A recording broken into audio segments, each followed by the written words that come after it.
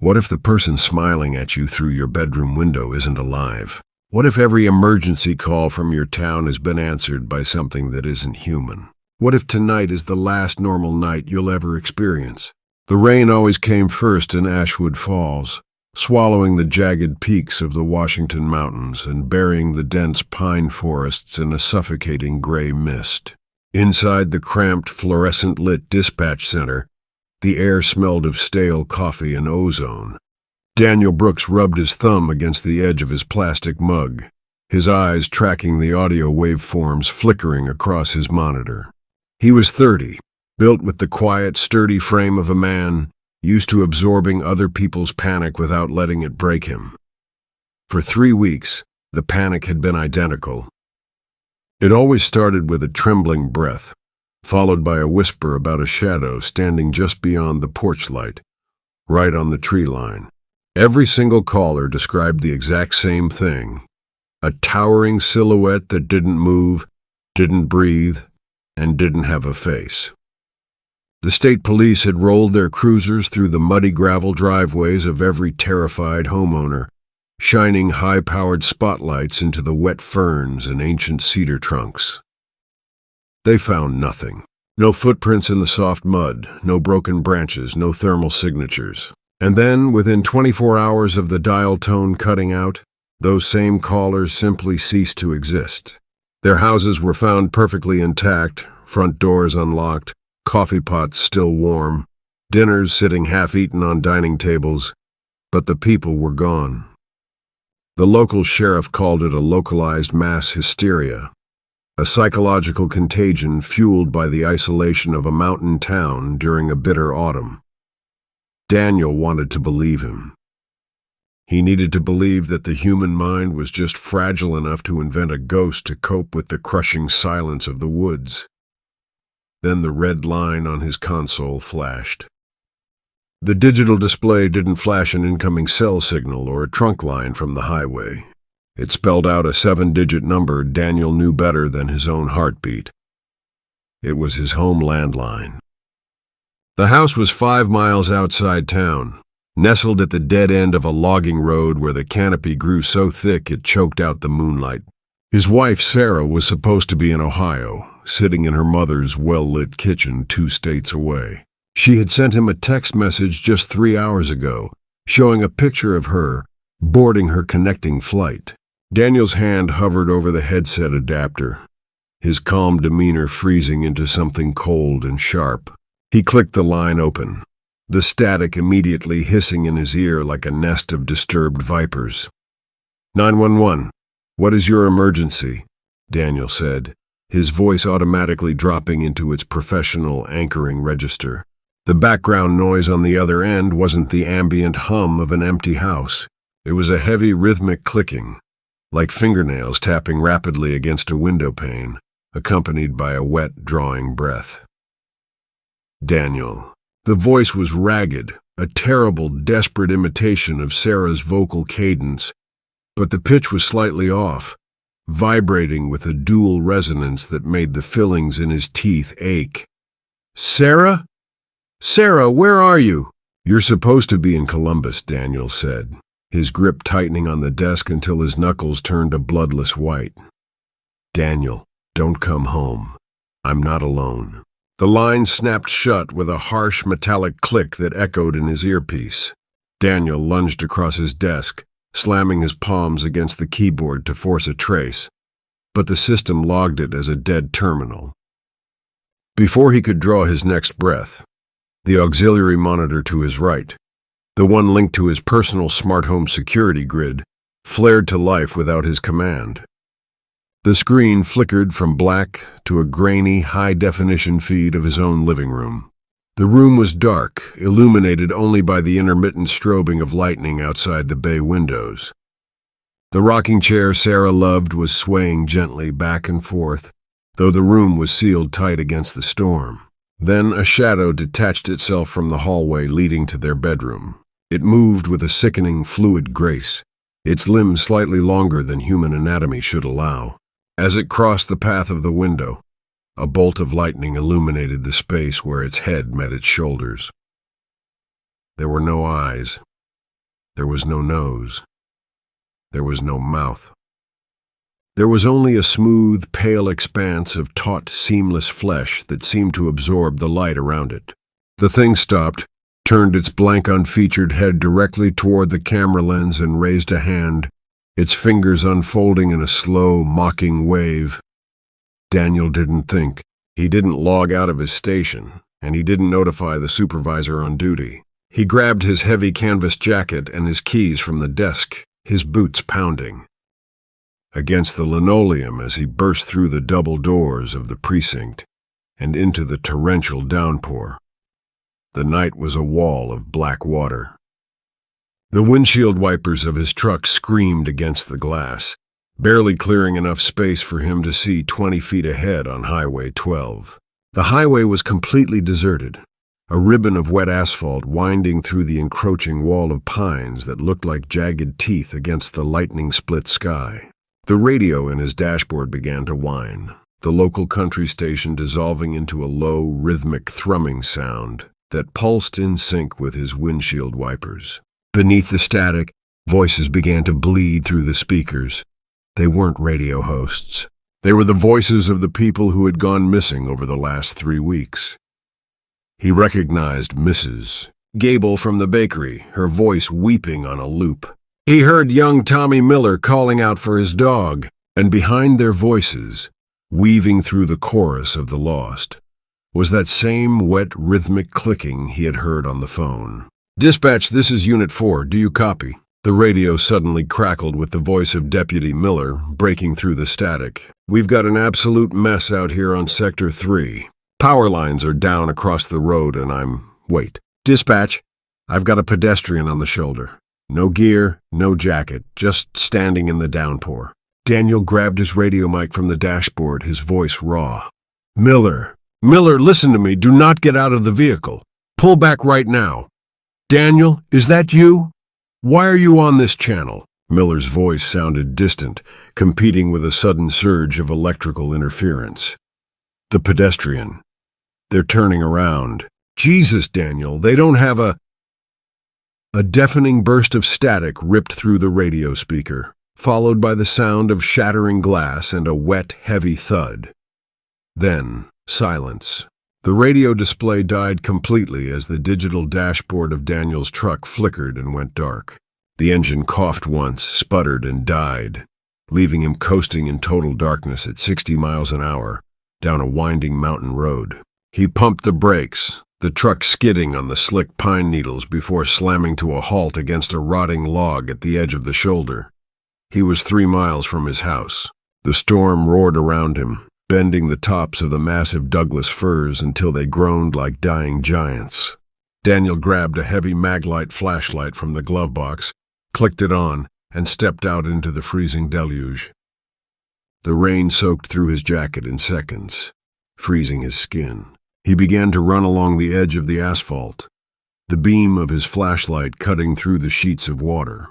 Every few hundred yards, the forest seemed to press closer, the shadows between the trees twisting into elongated, faceless shapes that vanished the moment his light hit them. His chest burned, his breath coming in ragged gasps that tasted of iron and rain. As he rounded the bend leading to his road, the flashlight beam caught something metallic in the ditch. It was Miller's cruiser. The driver's side door was ripped completely off its hinges, the heavy steel bent outward as if a hydraulic press had torn it open. The interior was completely empty, save for a pool of water collecting on the vinyl seat and Miller's uniform cap floating face down in the footwell. There was no blood. Just an empty space where a man had been a few minutes prior. Daniel backed away from the wreck, his boots sinking into the mud. He turned his light down his own gravel road. The trees here were older, their branches intertwining overhead, to form a tunnel that blocked out even the lightning. He walked fast, his thumb resting on the pocket knife in his coat, knowing deep down that steel would mean nothing against whatever was hunting his valley. When his house finally emerged from the darkness, it looked like a tomb. The windows were pitch black, reflecting the skeletal branches of the surrounding trees. The front door was wide open, swinging slowly on its hinges with a rhythmic creak that sounded exactly like the clicking from the phone call. Daniel crept up the porch steps, his boots making no sound against the wet wood. He stepped through the threshold into the entryway. The smell hit him instantly. Not the scent of decay, but the sharp, sterile smell of an old basement that hadn't seen sunlight in half a century, mixed with the faint metallic tang of copper. "Sarah?" he whispered, his voice trembling despite his best efforts to lock it down. The house didn't answer with words. Instead, from upstairs, he heard the distinct sound of footsteps. They were slow, deliberate, and heavy. Thud, thud, thud. They walked from the master bedroom toward the landing of the stairs. Daniel shined his flashlight up the wooden staircase. The beam illuminated the top landing, catching the edge of a white cotton dress. The exact dress Sarah had been wearing in the photo she sent him from the airport. "Daniel!" her voice called out from the darkness of the upper floor. It sounded perfect this time. The strange dual frequency was gone. It was the exact voice that had told him she loved him before she left for the airport. "I was so scared.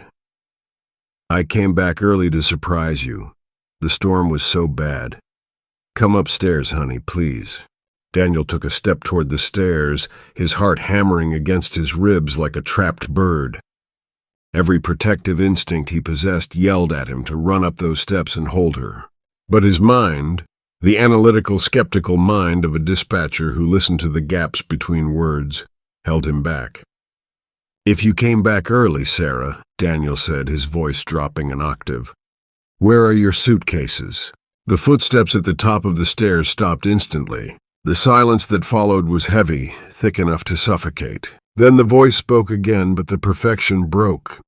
The wood groaned, splitting down the center, but the deadbolt held. Outside, a massive crack of lightning struck the giant pine next to the house, the thunder shaking the foundation so violently that dust drifted down from the exposed floor joists. In the brief, intense flash of light that filtered through the small, ground-level basement windows, Daniel saw his surroundings. This wasn't just a storage cellar. His grandfather had built this house in the late 70s, a man who had worked for the Department of Natural Resources until he abruptly retired and locked himself away behind a wall of whiskey and paranoia. Daniel's flashlight beam caught a heavy steel filing cabinet tucked into the far corner, secured with a rusted padlock. He grabbed a rusted crowbar from his workbench and jammed it into the latch, throwing his entire weight against it until the metal shrieked and gave way. Inside were stacks of water-damaged yellow documents, stamped with an official seal that had been blacked out with heavy marker. He pulled out a folder labeled Operation Whispering Pines, 1996. With his back against the vibrating basement door, as the entity began to methodically tear at the wooden frame from the kitchen side, Daniel devoured the pages. The documents detailed a massive cluster of disappearances in October of 1996.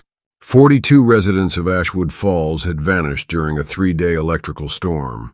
The official report listed it as a flash flood and a subsequent landslide, but the classified files painted a nightmare. The government rangers stationed in the old fire watch towers had reported strange acoustic anomalies moving through the valley. Low-frequency hums that disabled electrical grids and caused severe auditory hallucinations in the local populace. The rangers wrote that the valley wasn't just land. It was a hunting ground for a subterranean, non-biological entity that emerged only when the atmospheric pressure dropped to specific levels during severe storms. The entity didn't feed on flesh. It harvested identity. It copied the neural pathways, the voices, the memories of its prey, using them as lures to draw in the rest of the herd before retreating back into the deep, unmapped cavern systems beneath the mountains. The final page was a handwritten note from the lead investigator. "We cannot kill it. It becomes what we love." The only option is to abandon the sector and let the forest take the towers. The basement door splintered with a deafening crack. A long gray arm thrust through the opening, its elongated fingers clawing at the air, just inches from Daniel's shoulder. Daniel dropped the files, his mind spinning with a mixture of terror and a strange, cold clarity. The entity wasn't just outside his door. It was using Sarah's voice because it had already taken her. The realization hit him like a physical blow, a hollow, aching grief that instantly burned away his fear, replacing it with a quiet, desperate rage. If it had her memories, it knew everything about him. It knew his fears, his weaknesses, his habits. He looked up at the small, high window that led to the backyard. He grabbed a heavy wooden stool, smashed the glass, and cleared the jagged shards with the crowbar. As the basement door finally gave way, collapsing inward in a shower of splinters, Daniel hoisted himself up through the narrow opening, his jacket snagging on the frame before he tore himself free, tumbling into the muddy grass of the backyard. The rain was slowing down, turning into a thick, freezing mist that clung to the earth.